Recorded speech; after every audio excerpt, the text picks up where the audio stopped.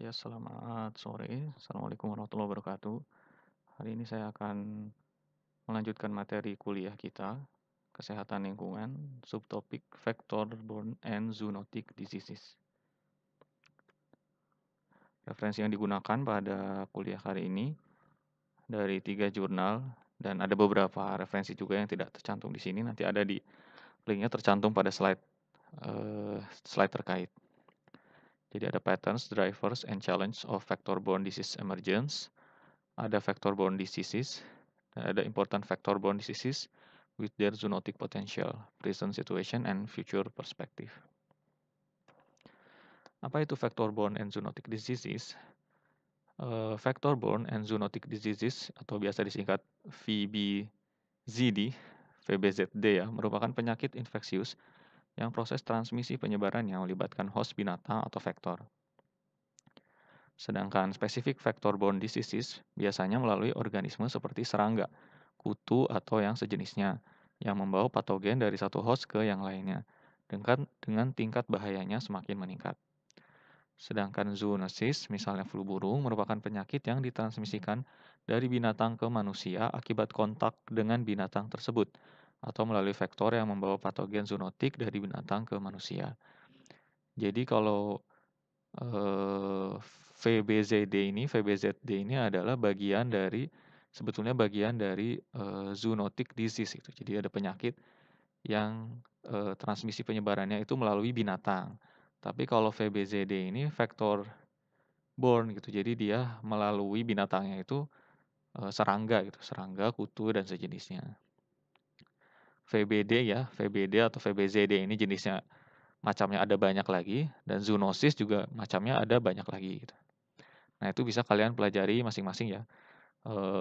Zoonosis ini ada banyak lagi macamnya, VBD juga ini ada lagi banyak macamnya.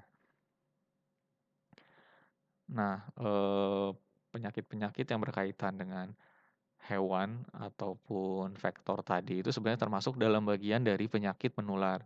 Nah, penyakit menular juga ini ada banyak lagi komponen-komponen di bawahnya. Nah, cuma ada beberapa komponen dalam penyakit menular yang harus kita ketahui.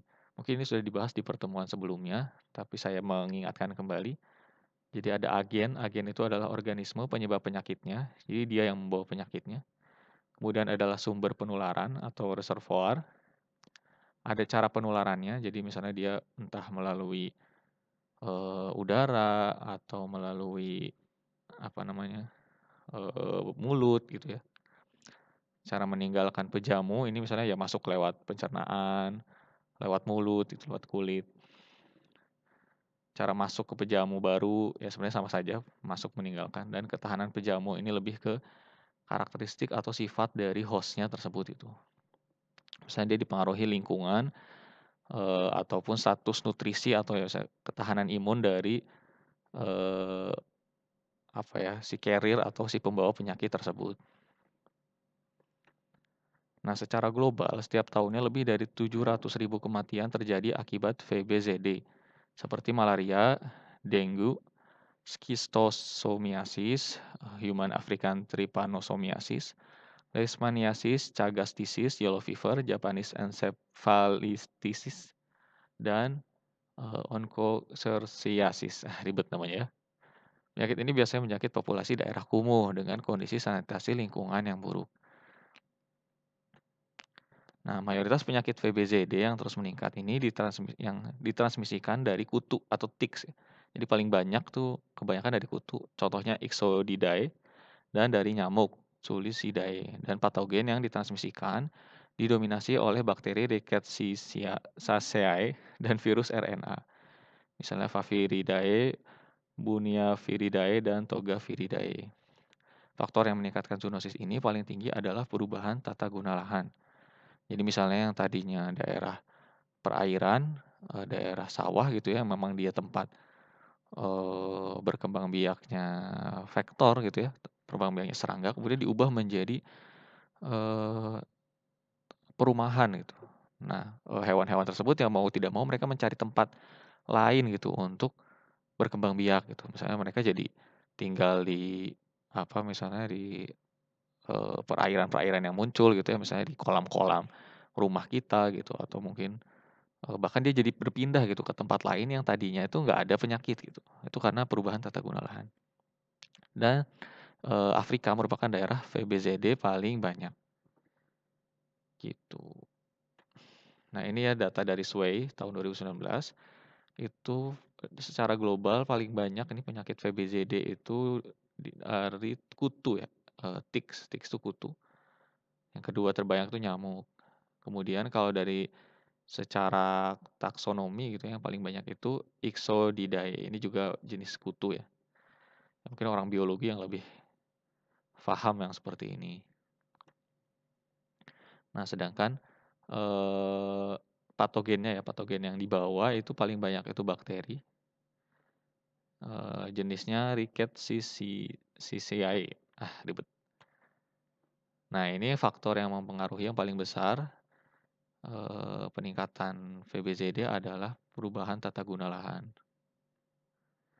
Nah, ini persebaran di dunia. Jadi ini contoh-contoh penyakit VBZD ya, ada malaria, dengue, yellow fever, chikungunya. Nah, itu hampir semua daerah nih banyak persebarannya. Ini kutu-kutu ya. Nah, ini kalau misalnya kita klasifikasikan gitu ya, jadi ada beberapa bagian gitu. Misalnya ini nyamuk, dan ini jenis-jenis spesies dari nyamuk tersebut, dan penyakit yang ditimbulkannya. Chikungunya, malaria, filariasis, ini kutu, Ixoda, ini apa ini? Kutu juga ya. Lalat, kemudian ini lalat juga, lalat sese mungkin kalian pernah mendengar. Ini siput dan sebagainya. Nah, ini beberapa gambaran ya, vektor-vektor. Jadi ini nyamuk, jenis-jenisnya ini Aedes, Anopheles, sandflies, ini culex. Nah, ini kutu, jenis-jenis kutu. Dan berbagai penyakit yang ditimbulkannya. Nah, ini saya akan menjelaskan beberapa contoh penyakit yang mungkin sekilas saja. Lebih dalam bisa kalian pelajari sendiri. Jadi misalnya ada malaria. Malaria ini contohnya penyakit vektornya itu nyamuk. Dia bisa menggigil, panas, berkeringat, disebabkan protozoa. Jadi agennya itu si protozoa Plasmodium malariae. Sedangkan vektor penyakitnya adalah nyamuk Anopheles. Kemudian ada schistosomiasis. Ini penyakit yang disebabkan cacing daun yang bersarang di dalam pembuluh darah. Pembuluh darah balik atau vena ya, sekitar usus dan atau kandung kemih. Telur masuk ke dalam tubuh siput air berubah menjadi larva. Larva masuk ke kulit manusia. Ini terus berkembang biak, telur cacing akan mendesak pembuluh darah hingga terjadi pendarahan. Pemberantasannya melalui isolasi perairan pandemis, jadi daerah yang udah ada banyak nih schistosomiasis, kita isolasi dulu. Penderitanya tentu harus diobati. Pencegahannya dengan menggunakan jamban saniter. Ini daur ininya ya, proses terjadinya. Jadi dia melalui siput juga gitu. Nah, dia masuk seperti ini.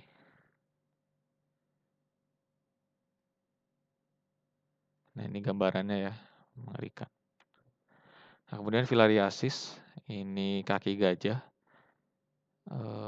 Udah tau lah gambarnya, tidak perlu saya tunjukkan. Misalnya dia akibat cacing bulat kecil filaria, sumbatan saluran limfatik daerah lipatan paha. Penderitanya jarang meninggal tetapi menjadi cacat seumur hidup. Jadi ya jangan sampai gitu ya kena penyakit seperti ini. Kemudian contoh lain adalah lalat sese. African trypanosomiasis, pada tahap awal gejala dapat berupa luka, ruam, atau gatal di lokasi gigitan, lemas berkepanjangan, demam, nyeri otot, sakit kepala, serta penurunan berat badan. Ketika parasit sudah menginfeksi sistem saraf pusat, barulah muncul gejala tahap kedua yang lebih khas daripada gejala di tahap awal, yaitu sering mengantuk di siang hari, gangguan kepribadian, gangguan keseimbangan tubuh, gangguan tidur, lumpuh. Bahkan jika terus-menerus ya, jika tidak diobati, penderita bisa mengalami koma yang berujung pada kematian. Nah, ini kalau secara global gitu ya, bagaimana sebenarnya VBZD atau penyakit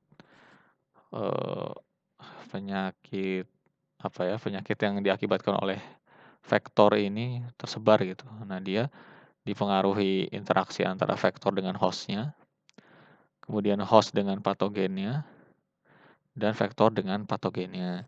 Dan ini kalau secara umum dia dipengaruhi juga oleh perubahan global. Ini perubahan global ini maksudnya kayak contohnya urbanisasi lah gitu. Misalnya masyarakat pindah gitu ya dari satu tempat ke tempat yang lain berbondong-bondong gitu. Terus kemudian jadi memunculkan perubahan tata guna lahan seperti yang saya sebutkan di awal yang menyebabkan eh ya vektor itu berkembang biak di tempat yang tidak seharusnya. Atau misalnya perubahan global yang lain itu lebih karena perubahan iklim misalnya. Misalnya perubahan iklim di satu tempat eh dia berarti misalnya di satu tempat itu jadi terlalu panas itu bagi vektor tersebut berkembang biak. Akibatnya vektor tersebut harus mencari tempat lain, misalnya di tempat lain atau negara lain bahkan yang suhunya lebih sesuai untuk mereka berkembang biak. Sehingga tadinya negara itu nggak ada penyakit, gara-gara perubahan iklim gitu ya, negara tersebut jadi ada penyakit itu. Misalnya cikungunya tuh dulu kalau nggak salah nggak ada di Amerika atau Meksiko kalau nggak salah. Nah sekarang tuh jadi ada. Nah kemudian ini kesehatan kesehatan kesehatan publik gitu ya, public health juga penting gitu ya kalau misalnya kondisi negaranya itu misalnya negara berkembang gitu ya, yang dengan alokasi kesehatan untuk negara tersebut sangat rendah, maka penyakit-penyakit tersebut kalau misalnya tidak diatasi, segera diatasi gitu ya, itu malah bisa menjadi wabah gitu ya, jadi banyak di negara tersebut. Dan biodiversitas. Nah, ini mungkin kaitannya ke orang biologi mungkin ya. Jadi, sebenarnya masih banyak faktor-faktor penyakit yang tidak kita ketahui gitu. Dan ada biasanya solusi-solusi praktis gitu ya buat mengatasi ini adalah ya udah bunuhin aja itu semua vektor-vektornya gitu. Si serangga-serangga itu kita bunuhin aja gitu. Nah, bisa jadi itu benar gitu, tapi sebenarnya eee, benar untuk satu waktu tertentu saja gitu. Tapi bisa jadi ketika misalnya dibunuh nih si nyamuk-nyamuk ini, di kesempatan lain malah jadi muncul peningkatan nyamuk-nyamuk yang lain gitu.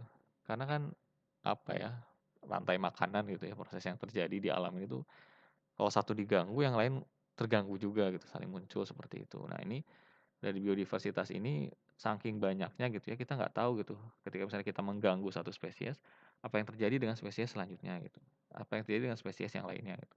Yang satu kita habisi gitu, bisa jadi malah muncul penyakit baru lagi gitu yang lain itu yang belum kita ketahui sekarang.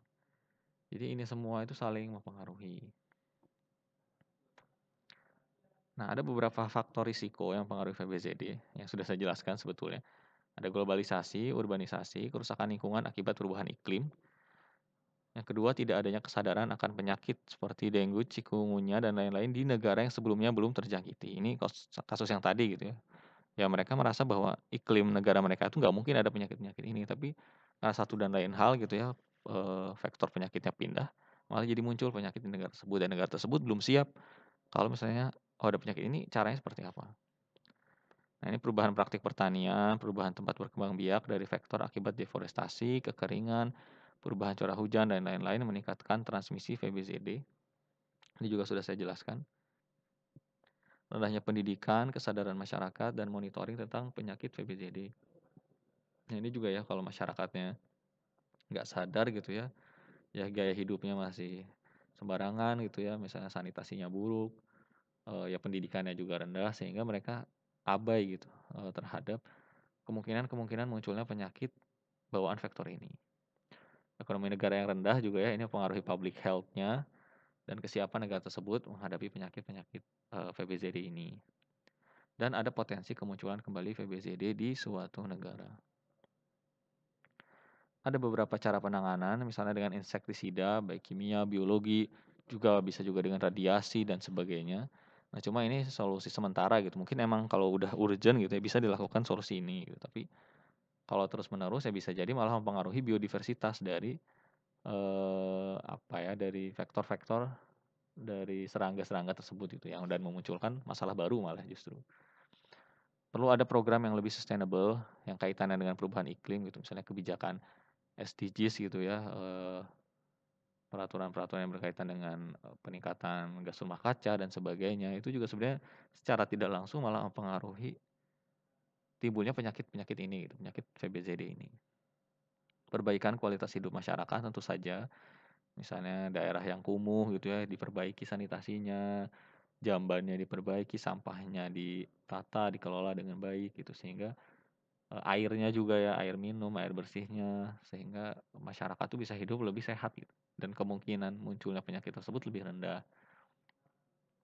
Dan juga ketimpangan sosial gitu ya, kalau secara lebih global gitu, misalnya di desa-desa gitu ya, mereka merasa bahwa mereka nggak punya duit gitu, mereka harus ke kota gitu, atau mereka harus ngejual lahan-lahan mereka gitu, dan diubah menjadi real estate gitu. Kalau misalnya ketimpangan sosial itu terjadi gitu, kemungkinan itu juga bisa jadi terjadi gitu. Makanya, harus apa namanya, ya ketimpangan sosial itu harus dikurangi gitu, karena secara tidak langsung malah mempengaruhi kualitas kesehatan di negara tersebut juga. Pengembangan early warning system, nah ini juga bisa diterapkan gitu ya, mungkin yang bisa pemodelan dan sebagainya gitu. Jadi, ya jangan sampai baru, apa ya, udah besar gitu baru kita melakukan penanganan-penanganan. Terima kasih, mungkin itu saja materi tentang VBZD. Sekali lagi ya, VBZD ini bagian kecil dari zoonotic diseases. Zoonotic disease sendiri ada banyak lagi macamnya. Bisa kalian coba jelaskan ya di kolom komentar, apa saja sebenarnya tipe-tipe dari zoonotic diseases, atau mungkin kalian mau menjelaskan itu salah satu contoh dari VBZD yang tadi saya sebutkan itu. Dari misalnya agennya siapa, vektornya apa, hostnya siapa, dan sebagainya. Silakan dituliskan ya, kalian boleh menjawab pertanyaan tentang VBZD atau pertanyaan terkait zoonotic diseases, dan jawaban dari pertanyaan tersebut merupakan bagian dari presensi. Mungkin itu saja. Jika ada kesalahan saya mohon maaf. Sama-sama belajar, mari kita terus mencari ilmu, jangan pernah berhenti belajar. Terima kasih. Wabillahi taufiq wal hidayah. Wassalamualaikum warahmatullahi wabarakatuh. Selamat sore.